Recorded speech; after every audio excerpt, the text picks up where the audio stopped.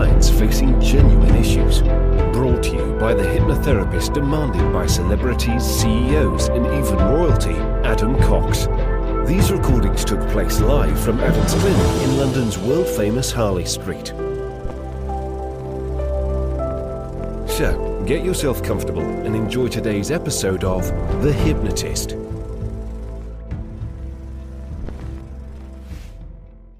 Hi, it's Adam here, and you're about to listen to a guest hypnotist episode of The Hypnotist, where I speak to Cheryl Elman, who is the daughter-in-law of the great Dave Elman, and her husband, Larry Elman, also very influential in hypnosis. And Cheryl and Larry traveled the world to take the legacy of Dave Elman and impact even more people. And what you're about to listen to is a conversation between myself and Cheryl Elman, who I met at the Mid-America conference in Chicago. That was many, many months ago, but we finally got a chance to have a chat about Dave Elman, the legacy of the Elmans, and what she focuses on and her passion. So I think you'll find this episode quite interesting.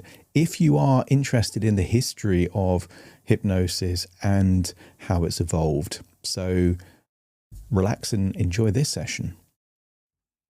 Hi, it's Adam here, and welcome to The Hypnotist. And on today's episode of The Hypnotist, I am not your hypnotist. We have a guest hypnotist, and I'm very privileged and honored to have Cheryl Elman as the guest hypnotist today. Welcome, Cheryl. Oh, thank you for having me here, Adam. It was such a pleasure to meet you very briefly when we were in Chicago, but I'm excited about being here today. Absolutely. Now, everyone has a different story about how they discovered hypnosis, how they got into the world of hypnosis. And some people listening I've already picked up on the fact that I just said Cheryl Elman, and they'll be like, oh, I've heard that name before. But first of all, let's hear about you. So how did you get into this world of hypnosis? I actually was a heavy smoker, and back 16 years before I became a hypnotist, I wish I could remember the hypnotist's name. It was in Manhattan. And I got hypnotized to stop smoking, and I never did again. I had done it once before in a group one down in Florida, and I didn't smoke, but then I was like holding somebody's cigarette or putting them in I played with it. I was like playing on the tracks, as they would say, in Induction terms, and so I picked it up again. So when I did it this time in New York, I used the concepts. My ex-husband was in AA, and I was in Al-Anon, and I was using a lot of those concepts and just was able to just never pick it up again. And so I was 2 to 3 packs a day. And so I knew it worked. Now, how did I get into hypnosis? I actually, I was dating my husband, Larry Elman, and I knew that Larry's dad was a radio star and had been in vaudeville, but I didn't really know I didn't know about the hypnosis. And he was going to a nutritionist to lose weight, and she asked, who does he eat with usually? And he said, with me. So she said, because Larry was a rocket scientist. He was an aeronautical engineer and retired Air Force colonel. But when she said, something about protein, he said, what's a protein? He just didn't know anything about nutrition. So interestingly enough, so she told him that its mother had a face, or that was the one thing, that if it had a mother, it was, or if it has a face, it's usually a protein. So she had me come, and while I was there, she asked him if he would hypnotize her. And I said, what do you mean? He said, and he had a previous time he had noticed when he went to her office down in, I think it was Boca or Del Rey down in Florida, he saw, I think it was a certificate from Jerry Kind, and and he was looking at it, the hypnosis certificate, and she's looking at him. She goes, Dave Elman, Larry Elman, and she goes, any relation? So now she knew that, and she had studied hypnosis, but she was at that point, she had some surgery on her foot and leg, and she was a competitive ballroom dancer, and she wanted to go back to dancing, but she had a fear of hurting Mm. herself. So they send me like a child. I was sent out of the room after the session, and he hypnotized her. And when she came out, and it helped her, she did go back to it. And I just looked at her. I said, "What was that all about?" So so he had a little conversation about his dad being in hypnosis, and we didn't do anything with that. We were running around. I had a mobile arts and craft company, and we would go and work with anywhere from 10 to 400 kids at once, painting and doing sand art and textile art. And when I married Larry and he was telling me stories, because he was a storyteller, I said, wait, I don't want to be your only audience. So I called it was right before the centennial of the Wright brothers, and I called all the different camp directors, because I was booking the summers, and said, we have a new division called 100 Years of Flight. So I got him into teaching, and we'd bring a little traveling museum. And back then we were schlepping along one of the overhead projectors, that we would use. Uh, Now it's so easy with your laptop and or your phone and just a little screen thing. So, uh, so then we were doing that. It wasn't until we were up here in about 2008, Sean Michael Andrews was a big Dave Elman fan. And for those of you who do not know, Dave Elman is my father-in-law, and he was in vaudeville. And before that, his father was a hobbyist in hypnosis. And so Dave had actually watched him. Dave was about 6, and he had watched Jake hypnotize this girl for stuttering. And when she was in hypnosis, she stopped stuttering. But when she came out, she stuttered again. So he's going, this isn't any good. And he sort of dismissed it. But at the same time, Jake just hadn't learned how to do post-hypnotic suggestions. So Mm. when Jake was dying of cancer, a stage, we don't know exactly which hypnotist came along. Kilboyne thought it was one person, and then people said, no, it couldn't be so. We don't know. Somebody came to the house out in Fargo, North Dakota, and hypnotized Dave. And not being able to get um, out of his bed for weeks. Now he was able to get up, play with the kids, and he took a train ride to pick up monies owed from different customers. And Mm. he unfortunately he died on the trip back. His wife Lena always said if he only waited a few more minutes, he would have switched trains, and she would have been able to bring his body back, because he was in a different state.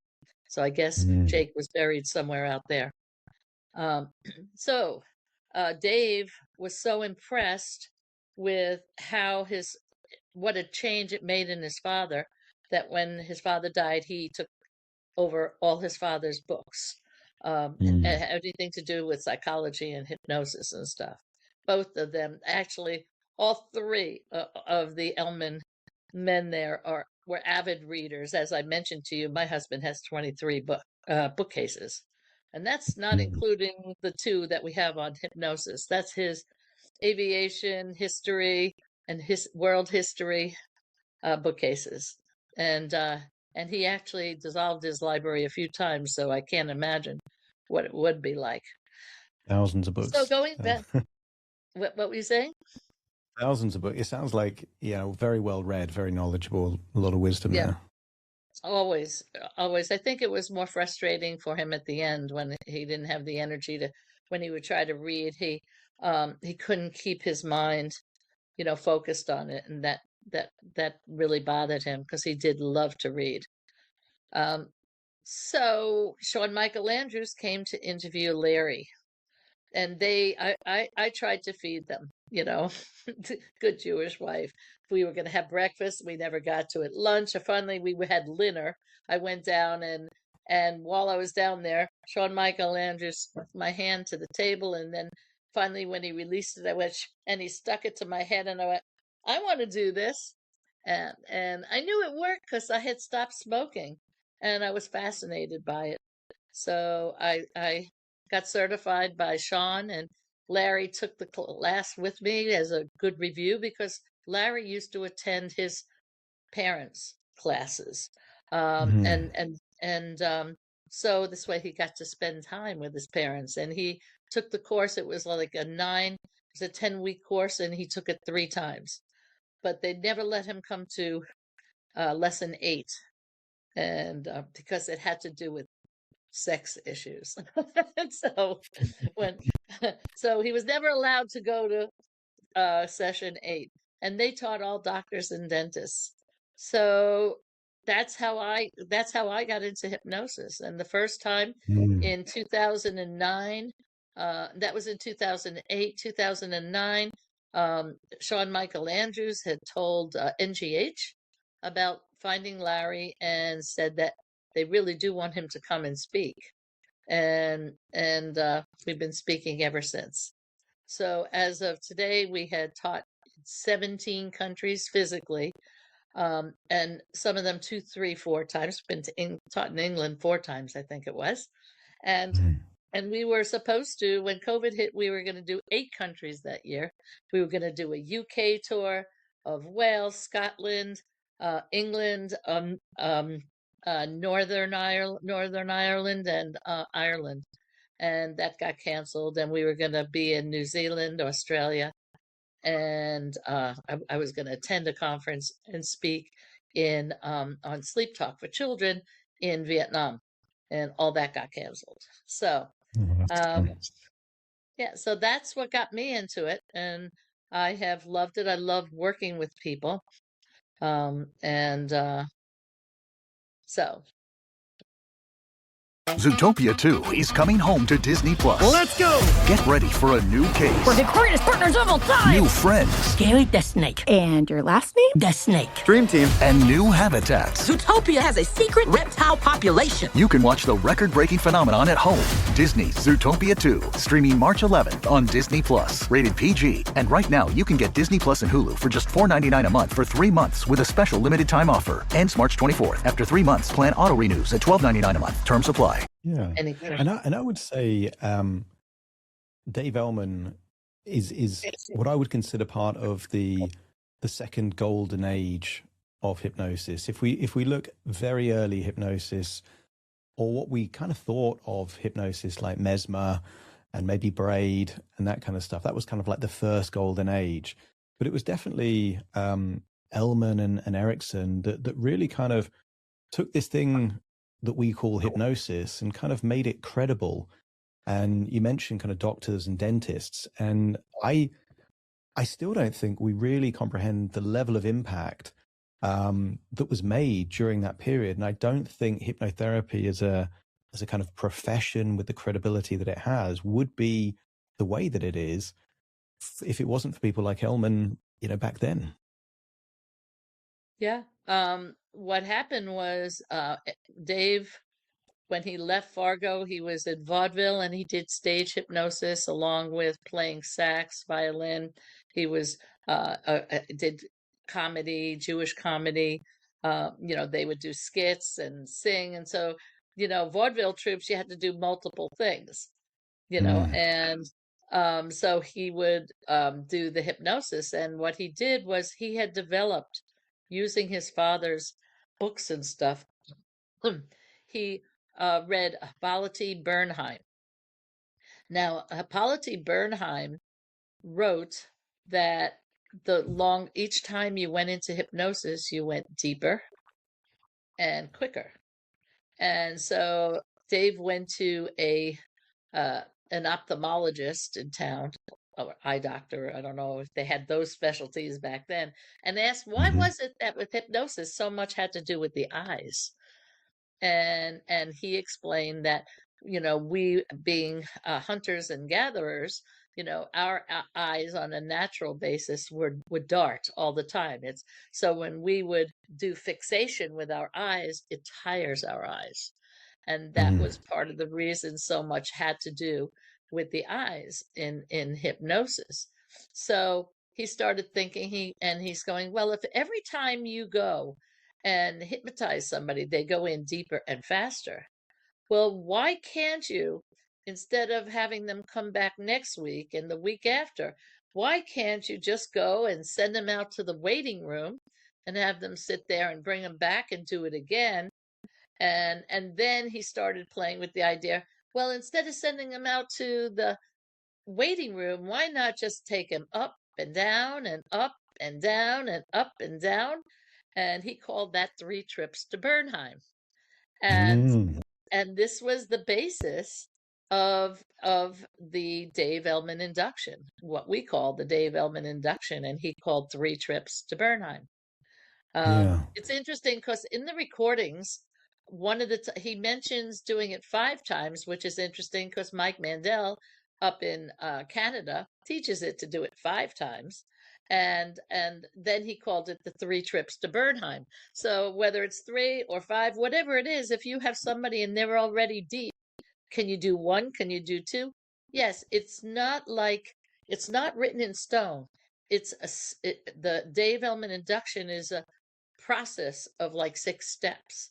And if you read his book, and his book is 350 some odd pages with the index and everything, that book, maybe 30 pages is actually on the induction, and it's not always done exactly the same.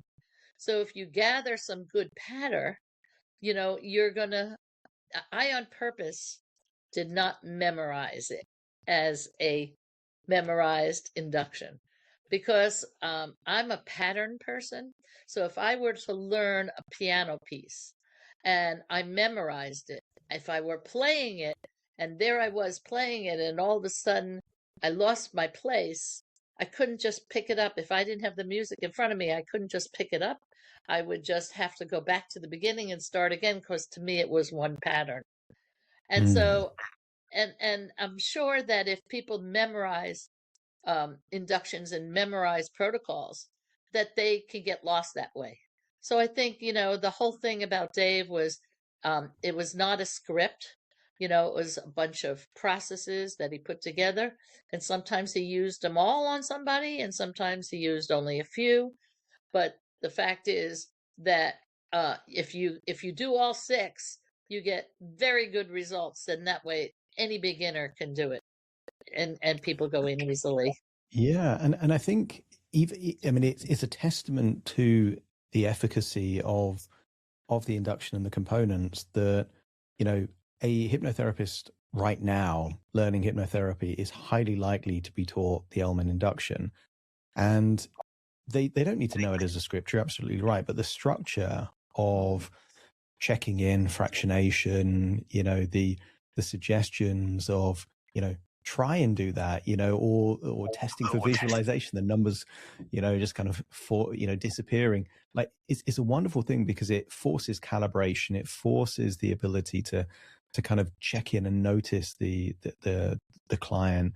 And it has other psychological elements as well, rather than just hypnosis, like compliance and expectation and all of these things. And even the post-hypnotic suggestion, like the next time you try, you're going to go deeper and deeper. Like it's such a wonderful structure. And I'm just wondering, from your perspective, what legacy do you think, because most people will know, let's say, the Elman induction and link it to Dave Elman, but beyond the induction, what impact do you think that it's had, let's say, over the generations of hypnotherapists? For example, I'm very good friends with Beryl Komar, who used to be over in Dubai and now lives over in Spain. She works doing hypnosis over in Dubai for decades and decades, and she wanted to work with hypnodontics. She wanted to work with dentists and teeth, and there wasn't much written. She had a hard time. She went to Dave Elman's book and worked with that. So only 30 pages roughly in that whole book has to do with the induction.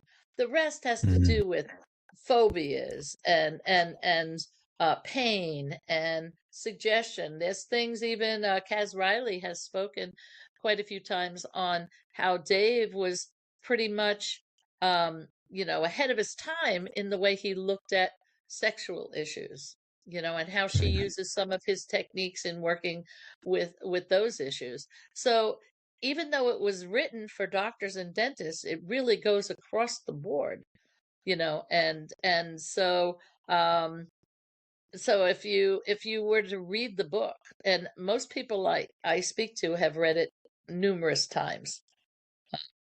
And if you hear my cat, sorry, she's trying to get up on my lap. It's a good thing I'm on a small table, or she'd be sitting on my keyboard. Um, anyway, Absolutely.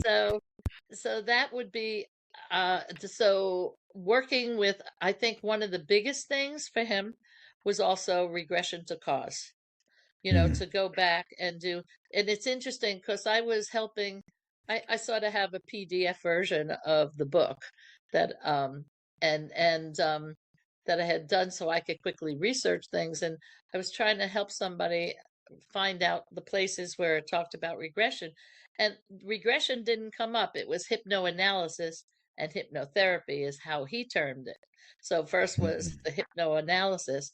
So I think and listening to him, I think a lot of people felt that he was authoritative when you read it, but when you actually hear his recordings, his it's not authoritative. It's direct, but I don't think either Erickson was totally, even though he was not direct, you know, um, he was not totally permissive, and Dave was not totally authoritative.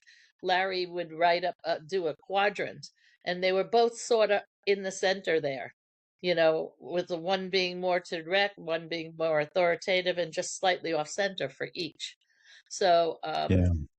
And I and think that's probably the reason that people think of Elman as being authoritative, because it's a nice, easy way to remember. Ericksonian was metaphorical and indirect, and Elman was authoritative and very direct with direct suggestion.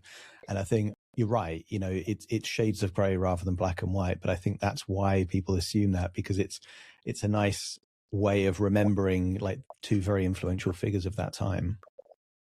right, and I think that um, another big thing was he was very client centered. Mm. So it wasn't a written out script that, okay, let's see, what are we working on? Okay, we're going to work on this, you know. And another interesting thing about Dave was, he taught doctors, dentists, a few psychologists, but what all the students would do is they would bring in patients, their nurse, sometimes their wives, so that there'd be other people to work with, and so Mm. so why was Dave so quick? Well, part of it is expectation. So back then, if you think about in the 40s and 50s, back then there was no WebMD, there wasn't, Google. We didn't have things at our fingertips, looking things up. Sometimes it's right, sometimes it's wrong. Just like sometimes doctors are right, sometimes doctors are wrong. But at the same time, back then, you sort of had your doctor on the pedestal because they were the specialists. That was where you got your information. So Mm. here were these doctors bringing in their patients or their nurse or anyone, and they're learning from this guy. Dave Elman never graduated high school. My dad didn't graduate high school. It wasn't that big back then that, you went out and you worked. Um, Dave was born in 1900. So when he went into vaudeville and started traveling, his father died when he was 8, and he started playing with the Induction, and it was about 2012, I think, is when we figured out when he actually sort of put together the DEI, and then he would practice on Classmate. Then he was in on stage. But when you so they would bring in their patients, And here are these patients, the doctor is saying their doctor is learning from this guy. He must be so smart, so good. Mhm. So they already went in with expectation that this is somebody that their doctor is learning from. So often it was like, go ahead and close your eyes, and that Yeah, it's the expectation, prestige, sort of isn't like, it? It's the yeah, element of, and I find that, by having a podcast, by the time clients actually work with me, they've already heard me so many times that all it takes is take a deep breath in, on the outward breath, close your eyes. It doesn't need that kind of long induction because they already know how to get to that place. And I think you're right. There is a lot of status and prestige um, connected to, the teacher of those people that are learning. So I'm sure it had a huge impact. In terms of your, obviously you've traveled the world, you've taught lots of people. What is your favorite part of hypnosis? So, you know, not your husband, not your father-in-law, but you, like, what do you like most about hypnosis? Starting a business can seem like a daunting task, unless you have a partner like Shopify. They have the tools you need to start and grow your business. From designing a website to marketing to selling and beyond, Shopify can help with everything you need. There's a reason millions of companies like Mattel, Heinz, and Allbirds continue to trust and use them. With Shopify on your side, turn your big business idea into... Sign up for your $1 per month trial at shopify.com/special offer. I love to be able to help people make changes that they're looking to change. Mm. And I like to do interesting things, that I had somebody call me last year that was getting a tattoo on half her body.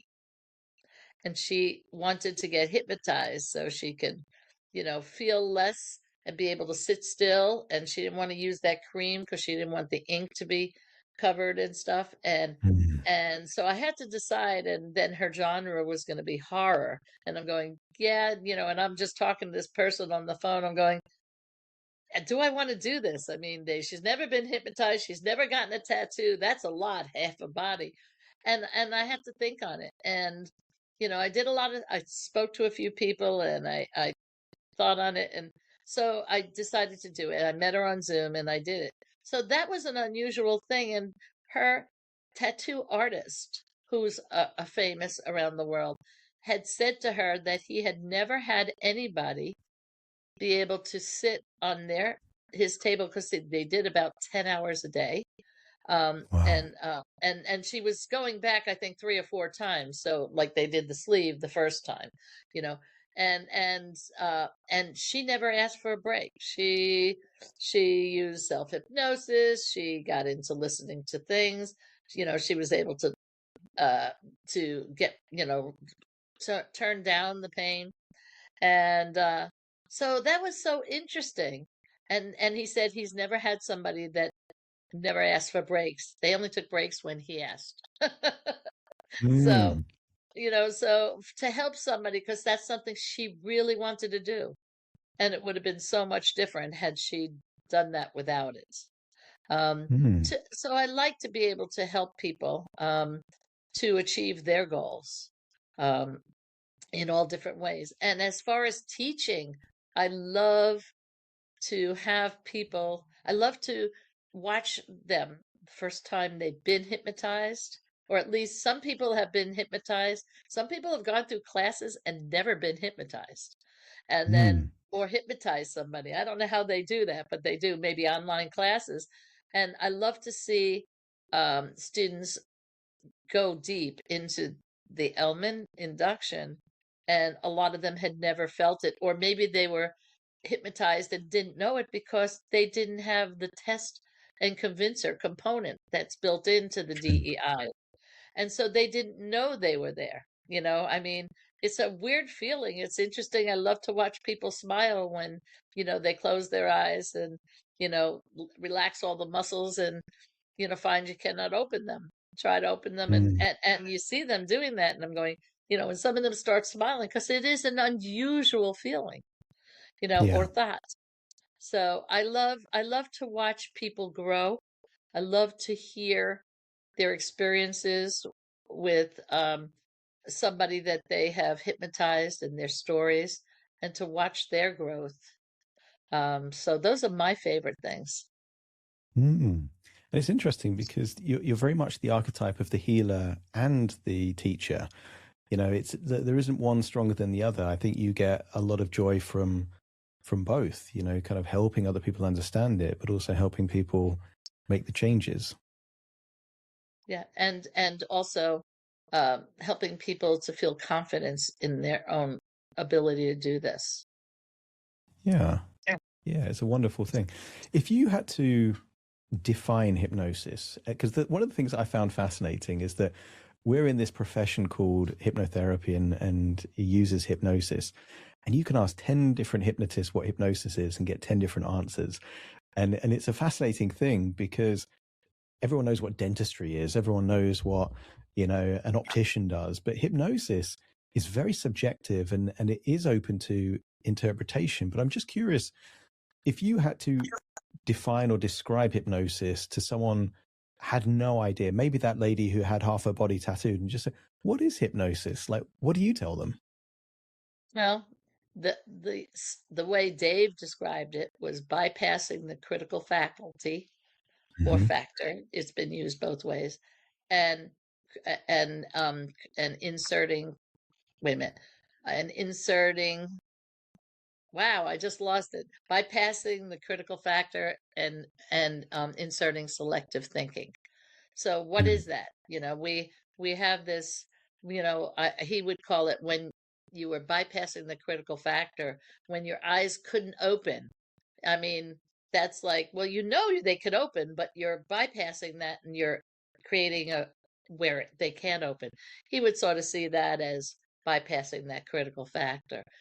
So what is it? It to me, it's I describe it as, um, you know, when people say to me, "Oh, I don't want to be hypnotized." I said, "Oh, I wouldn't need hypnosis for anything." I said, "Oh, well, you probably never get any stress, huh?" No, I get a lot of stress. So a lot of people don't realize what it can be used for, and it could be as simple as just relaxing a little or stress, or it could be a fear. So to me, it's if somebody has something that they want or need to change in their life, they have this subconscious part of them, and they have this desire to do something, and yet that they're not necessarily, there's that subconscious that keeps them from doing it. It's got patterns and ideas and fears and thoughts from before, and and it could be the opposite way too, and then there's this piece that wants to do it. So what you're doing is you're bringing them together and getting them to agree with each other and get past that. Hmm. And whenever hypnosis is talked about, some people inextricably link it with this idea of a trance or a very unique state. And what's your belief there? Do you think because you get a lot of trainers now, and they say hypnosis without hypnosis or trance-free hypnosis. What's your thoughts on this kind of trance-like state? Because a lot of people would consider the Elman induction as an induction into that state, that you do bypass the critical faculty, and without that, it's not really hypnosis, it's just talk therapy. What's your thoughts on that? Well, I'm going to go right back to my father-in-law's book, where I, you know, tend to spend some time. And he has huge chunks talking about waking hypnosis. Mm. So, waking hypnosis is basically more like the conversational hypnosis or different things you're doing it. So, was all of his hypnosis deep trance? No, you know, and so there's the whole waking hypnosis. uh I mean, we have waking hypnosis every day. You're watching a commercial on TV and food comes on, and all of a sudden you need to go into the kitchen and get something, or you walk into the movie theater and that smell of popcorn, you know, you came in not really hungry, not really wanting anything, and that popcorn, it's waking hypnosis, just going and getting that popcorn, you know, using one of your senses. So the Hmm. fact is, waking hypnosis, we do it when we are driving, you know. Have you ever? I had to put a light in front of our house. We're on a country road, and it was real dark. And I can't tell you how many times I passed it because I'd be deep in thought. Or you're Mm. deep in thought and you drive somewhere, and then you try to think of the trip, and it's just not there. Because you were so deep in thought, you didn't notice. Your mind and your body just did what it normally did. So we're in waking hypnosis a lot. We take in suggestions, negative suggestions in waking hypnosis all the time.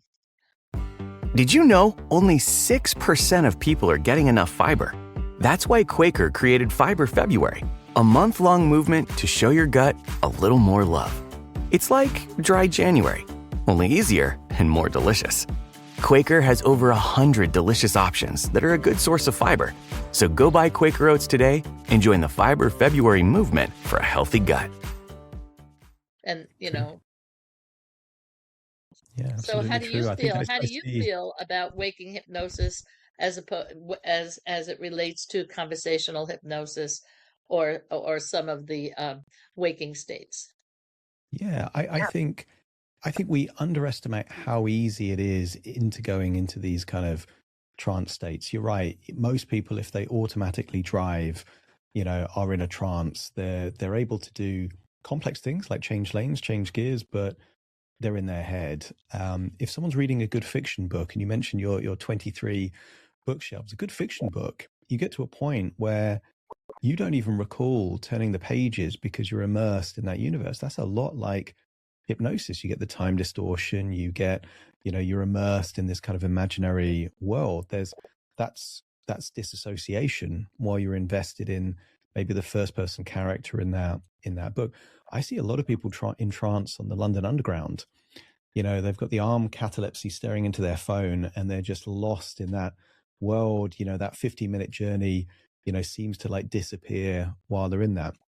So I think there's this idea that you have to be hypnotized to go into a trance is ludicrous. Humans like going into hypnosis. We go into hypnosis all the time.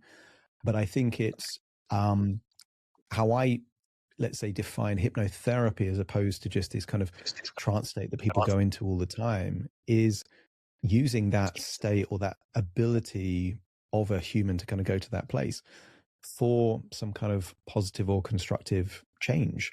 That's what makes it different, because if you're daydreaming, you're probably in a trance, but you might not make a therapeutic change, or if you do, it's by accident.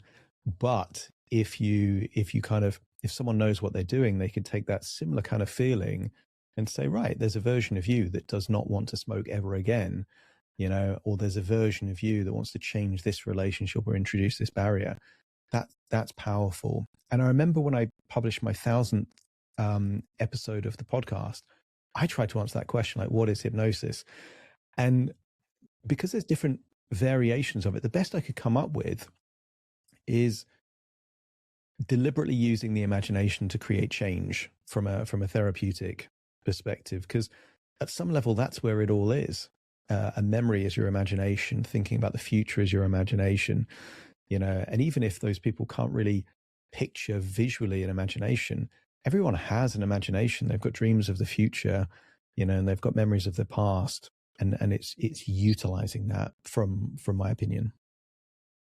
And I think it's important, that as hypnotists, we don't assume everybody can visualize, because they can't. Of It's course. it's Yeah. important. We have other senses, So I remember we were in Brisbane, Australia, and we were teaching a class, and somebody was auditory and was having a hard time visualizing the numbers to lose them. So I just came up with, well, think of yourself at the top of a mountain top on a range, and hear that echo going off in the distance as it just keeps disappearing with each one, where you just let them go. So using different senses, if you're doing a metaphor, or you have somebody at the beach, always important to find out, what could be a good metaphor for you. Could be somebody Mm-hmm. else, or a good safe place for you. Could be somebody else's nightmare. So it's always True. important to know what metaphors are good for somebody. And so when you do that, you go ahead and uh, when you are creating that and giving them a sense, bringing in the different senses. So if you're at the beach, you're hearing the seagulls or kids laughing down the beach or the waves, and smelling the salt and feeling the sun coming in and out, and the coolness of your body. So you're bringing in a variety of senses, which makes it much more multisensual for them. And so if you didn't know what their senses are, their primary senses, you're hitting them anyway. I agree. And I learned that because when I used to use the word visualize and saying the word you could see, those visual predicates, sometimes I was calibrating. I was kind of like getting that furrowed brow, and it's kind of like, oh, they're not getting it. So I tend to use the word imagine now rather than visualize or see, because it covers all the senses. Right. So you could imagine yourself on a beach. If they think they don't have imagination, then it could be as simple as, or think about. Yeah. That's it. Because they'll go, I can't imagine because I don't have an imagination. Oh, well, do you know how to think? Well, let's think about it. That's it. Just thinking. And my belief is that all of the senses that we have in reality, there is some kind of internal variation or version of them. Some people will listen to the first song in the morning and it kind of stays in their head for the rest of the day, and they're not trying to do that, but it kind of stays with them. So we've got all this ability to kind of harness senses internally. It's going to be good to have some kind of an experience from you, even if it's a demo or a guided kind of thing. But before you do that, I'm going to get this published a day or two before I'm on your kind of podcast, your thing, the Elman Cafe. So first of all, tell us about the Elman Cafe, and then I can touch on what we're going to be talking about in a couple of days' time. Okay, great. Well, the Elman Cafe is a leftover remnant of over in 21, 23, and 24. I produced a Zoom conference. We couldn't travel, and I really missed the conferences. So what we had done was we did 3 rooms, Zoom rooms, and because our audience was global, I want to include everybody. So we did 3 Zoom rooms, 12 hours a day for 3 days. And then we had the Elman Cafe. So if you've ever been to the Hypnothoughts, it was like going to the alligator bar, or if you go to a conference, meeting at the coffee shop or the bar, so that in between, or you don't want to go to one right after the other, you can go ahead and go in there and visit with each other and network, and could go into little rooms together. So we started the cafe, and a couple times we had somebody play music in there. So when we stopped doing the conferences, and by the way, my new platform that's going on ClickFunnels already has the last conference up there, which each conference had about 86 speakers, and Wow. and different topics. Nobody spoke on the same topics, and there were like 6 panels and 6 keynotes, so 2 a day. So if you came in late in the day, you got a keynote, you got one up there in the morning. So and we did this 3 times, and the other 2 are going to be up this year, in the next year too. So the goal was that my husband just passed, and part of bringing the Elman legacy and keeping it alive, because a lot of people didn't know Dave's teachings. And I think that it's strong to. Do I use only Dave Elman's methods? No, I really blend a lot of things. And I truly believe, because Dave, in his years from 1949, when the doctors came to him and asked if he would teach them, and he goes, I'm not a doctor. They said, yes, but you've got credibility. Most people go into hypnosis. It's short, so we could use it in our office, and it's got tests and convinces. We can know where they are. So he started teaching. So, but over the years, he had a heart attack in 62, so he stopped traveling, but still spoke to doctors on the phone. It kept metamorphosizing. It kept growing, just like all of us, as we learn, you learn what you originally learned, and you're constantly learning things besides. So, with each course, every time you go to a conference, I remember Eleni might have said when she came to Heartland, I did something. One thing I was teaching, she goes, "That was my golden nugget. This is why I came from Australia, just to hear that thing." And then she started using it. So you're always going to pick something up. So the Elman Cafe, I started to. I've done it sporadically. I'm looking to do it more, and that is to have people come in um, at least twice a month. I missed the last few months, and so I'm making up a bit, and to talk about them. And it's going to be evergreen because we have the replay vault. And so hearing Adam's talk will be also being there live is great, and we depend on you being live so you could ask questions and be part of it. And besides, it's really nice. I don't know about you, Adam, but if I like doing a Zoom meeting so I can see people, and I want to see their faces instead of just their name on the thing. So you have an audience, because to me, watching where people shut their video off and you're just seeing their name, to me it's like if you went into a conference and were listening to somebody, it would be like people turning their chair around and you're looking at the back of their head. So Yeah. so when you are actually looking at people and talking to people, it makes a big difference in how you deliver and your feelings as your passion as you're doing it, than talking to an empty mic or an empty room.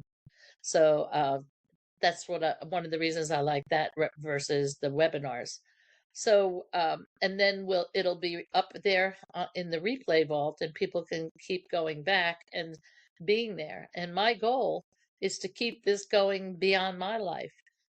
Putting in, a little, payment and get somebody to take it over and fund it for a while, so it keeps going. All these things. The conferences, so that's about 270 hours of people speaking and panels, and from 16 countries. And so so I love that idea. And also that I'm going to be taking from our travels and our courses.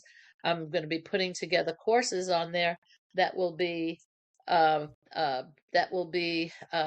lot of Dave Elman from his recordings, his audios involved and woven in, Larry speaking, me speaking, some of the people in the classes, capturing them from what they have said also. So I just want to, so there'll be evergreen courses so that they don't come and go and they're gone, and I think it's great. So I'm really excited. And I'm hoping that people come in here. Adam, you want to talk about what you're talking about? Yeah, so I'm going to be talking about nested loops, so levels of disassociation. So this idea of stories within stories within stories, and podcasting. So I think there's a lot of therapists out there that would really benefit from either being on podcasts or having their own podcast. So if you are listening to this and you'd like the idea of that, I'm going to make sure that there is a link in the description, so you can either see it live if you listen to this before it goes live, or the link will take you to the pre-records if you're hearing this after it's already gone out. So either way, you'll be able to catch that and me on the Elman Cafe. Now, I'm just looking at the time here, Cheryl, so I'm not going to rush you into a demo. Instead, what I'm going to do is make sure that there is a link to your resources, so that if anyone wants to see either you or any of the speakers that you've had, they can check that out and then they can kind of get from you. Is there anything in particular that you would steer people towards in terms of recordings that you have in your archives? This episode is brought to you by Indeed.